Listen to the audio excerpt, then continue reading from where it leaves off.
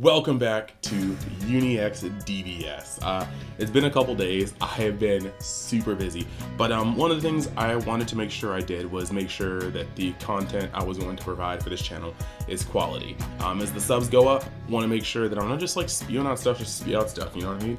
And so definitely had to put a little more planning into this video, and I need to kind of change my schedule up just a little bit because I started doing videos for Dragon Ball Z Dokkan Battle and Dragon Ball Legends, and you can find the link to that just place in my description. Just UniXDB, one letter off. So yeah, if you're into those things, think about going out, checking out the content, maybe throwing a subscribe.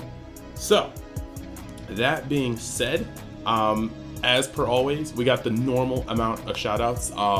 I want to just let everybody know that Maui GraphiX is still churning out cards. Like the metal cards are just amazing to see. Still have my matte video coming up from Tri-Finity Customs. Definitely want to direct you towards that page as well. We got a really sick matte. I just need to record it. There's been a lot of stuff going on, and that'll be out later this week. I'm like certain. We're also getting some metal leaders, and we're gonna work on how to give those away. But yeah. And then join the Facebook group, because it is literally where our community thrives, especially in a pandemic like this. This is where most of the community building happens. So I just want to say thank you while we're on that subject for all the content creators for continuing to carry this game through this tournament drought, so to speak. So the subject of this video is actually going to be the set 12 impact on the meta, at least the beginning of the format, how it looks. And I know this can change because, like, look at set like 11. When it first started off, Dark Broly was not making a single splash. Now look toward the end of it, Dark Broly was the most represented deck. Now we move into set 12, and this is again the very beginning of the format. So here's what we're gonna do.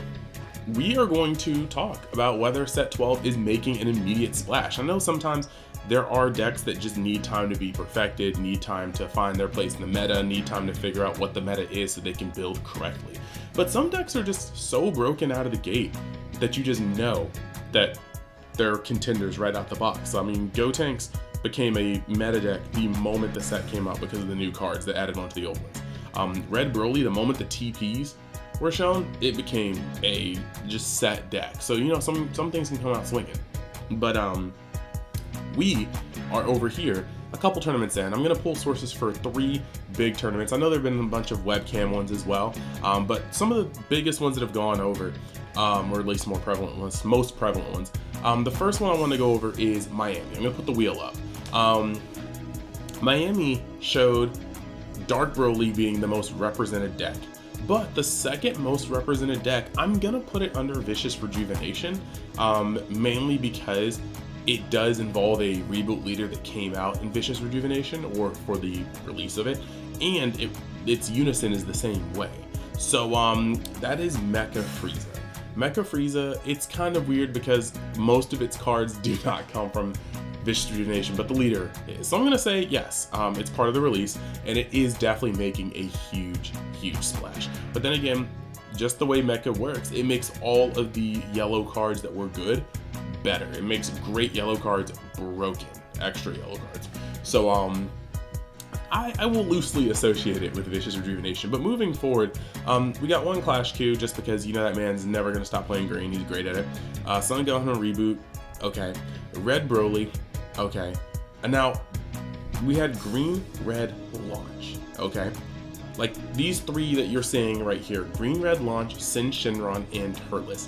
Now these are the ones I wanted to focus on, because at the very beginning of a format, decks are either harder to figure out, or they're so obscure that they fly under the radar. And what we have here is Sin Shenron being a good deck already, but the new cards really did change up its flow, give it more of a revival mid-range aspect to it, allow it to definitely have more burst, which gets around some of the graveyard removal that Dark Broly would put on it. So seeing Sin Shenron making a top is almost directly correlated with the new cards that came out, and I'm digging it. Now green red launch is also very cool because it uses Arrival, well sorry, it uses Alliance to push through so much damage. But the thing on top of that is it also uses its ability to flip and draw to amass a massive hand size. So green red launch is actually really cool because while it's not exactly meta, you can't deny its power. And we're gonna get into it a little later in the video. So launch is kind of doing this flash. And then Turles. Turles is interesting to me because I definitely think Turles has some high value cards, like Fruit of the Tree of Might is disgusting. But I think Turles is kind of a subpar deck made playable by great players. And what I mean by that is like, okay, I'm not gonna call it subpar. I just don't think it's on the level of tier 1. I think it's like tier 1.5, and good players can make that look good because they're good players, not because the deck is inherently broken. But this is the look from Miami. First real tournament, I suppose, of set 12's format. Now moving over to the next one, we have got the Connecticut qualifier.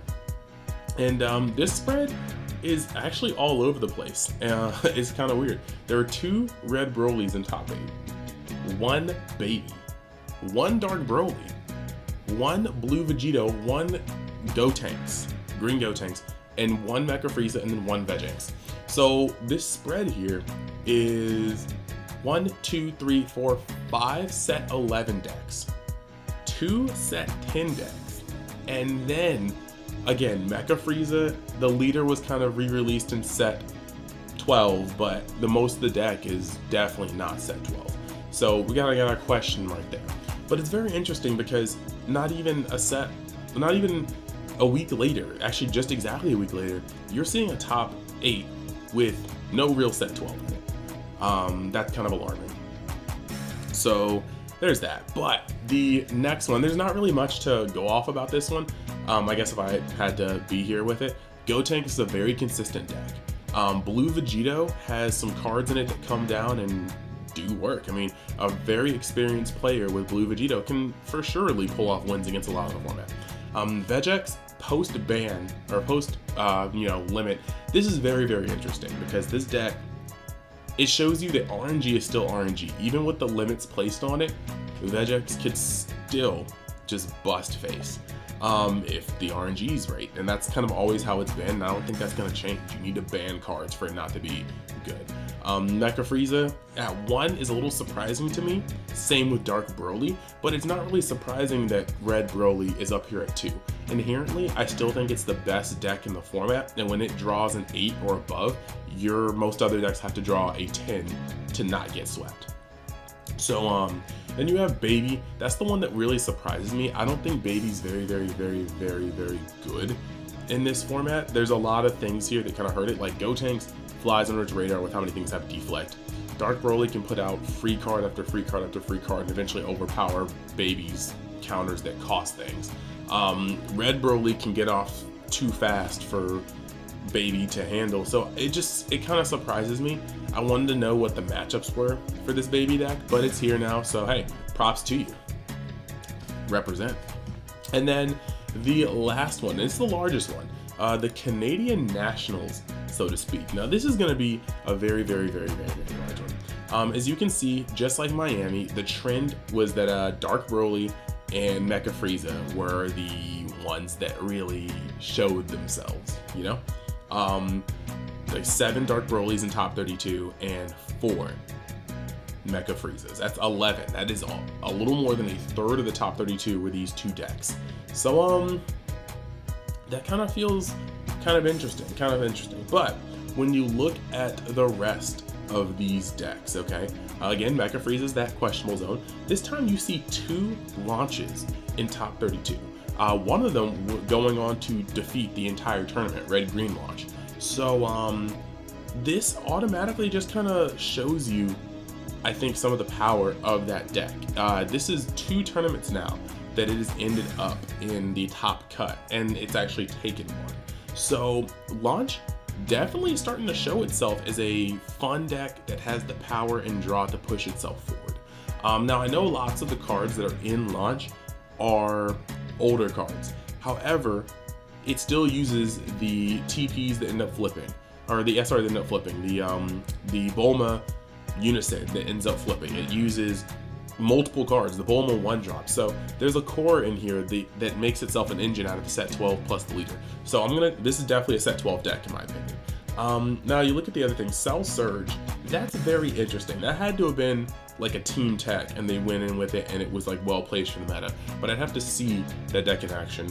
Broly Swap at 2, thought it'd be more, but hey, it's the deck to beat, so lots of people are coming for his head.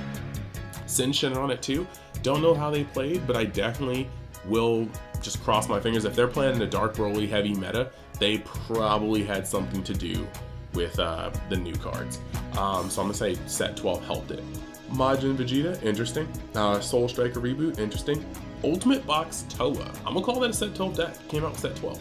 Reboot Gohan, Yellow Gotenks, that's very interesting. Shout outs to Amani. Bulma, Demigra, Blue Baby, Garlic Jr., Hatchak, and 1 Turles.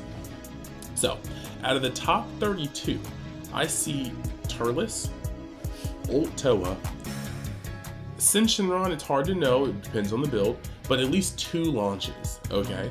And then Mecha Freeze is there, but it's only really the leader in the Unison. So out of the top 32, I'm gonna say at least 4 dedicated spots, maybe 6 dedicated spots came out of set 12. And then out of set 11, you literally have 7 Dark Brolys, 2 Broly Swaps, that's 9, 2 Majin Vegetas, that's 11. And then you keep going over, 1 Blue Baby, that's 12. And you don't, depending on the Shenron, maybe 13 and 14. So a lot of power is still in set 12, or set 11 it seems.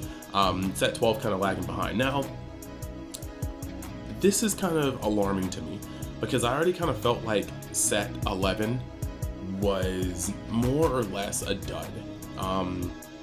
But only time will tell. As we get more tournaments and the meta settles, people will be able to make builds of set 12 decks that are able to counter the format. But it just kind of felt like when set 12 came out, nothing that really came in set 12 could really mess with the big bads that were already in set 11. So I'm kind of interested to see how this pans out. We're going to be doing a follow-up to this video later in the format, probably closer to before set 13. But right now, it does seem like set 11 is kind of a low impact set.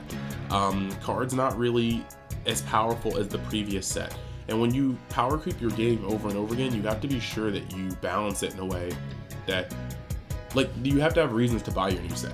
If you don't, what's the point of people coming out to your pre-releases and whatnot unless they're just collecting to have a master collection? So outside of all these things, I kind of like the fact that out of set 12, it looks like Launch is the best deck to come out of set 12 so far. And Turles is making some splashes as well. It's creeping into the top cuts, which means I'm sure there were more in the lower cuts that are doing things. Green cards are so expensive right now, Turles is definitely probably cooking up a storm.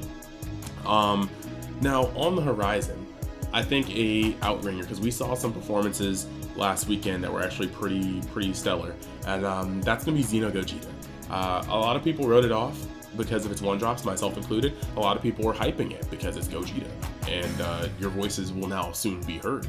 But the deck actually has a surprising amount of flexibility, can punch very, very hard, and can beat a lot of decks on the aggression while not being, you know, some of the more aggressive decks that we know, like Red Broly. So I'm very, very excited to see how this deck may shape up in the future. I think it's definitely one of the decks that's going to have more representation as this format goes on. On the horizon as well, I've been seeing a lot of Whis lists, and I look at like Whis I think has the power to break through the tier 2 into tier 1.5, but I still think we need to see the correct builds. So I'm going to be waiting on that one. I might try to build some Whis stuff myself, might do a couple of videos on Whis, but I really like the potential there. I just need to see it grow. But to answer the question in full, is set 12 so far looking to be an impactful set? I'm gonna say no. It just doesn't really look like you're doing anything but picking up certain cards from set 12. There's a lot of archetypes that just kind of aren't thriving. Shroom and Salsa seems to be just too kind of clunky, too slow. You look at things like Demon King Piccolo, cool effects, but starting off at the lower life may be a little too much to work with, especially in the face of some of these aggro decks. You look at things like the Frieza deck, and there's some interesting interactions, so I definitely think we're going to try to get that on Rogue Saves, because I might have a list I want to show you guys from a friend. But not quite sure about where that's landing. Turles is cool. Slug, alright, we're going to move on. Like, there's just a lot of archetypes in here that don't seem to be cutting it hard enough to make it to the limelight. But, like I said, there's always a chance to turn that around as the format goes on. So, that is my meta report for the early set 12 meta. If you like the content, think about hitting that subscribe button. The road to 1,000 is going strong. We're almost at 600. Any help I can get would be much appreciated. So yeah, thank you guys for watching. I hope you guys enjoyed, and I will see you the next time you decide to join Universe X, whether it be here for the card game or on UniXDB for the video games. Thanks, and I'll see you later. Peace.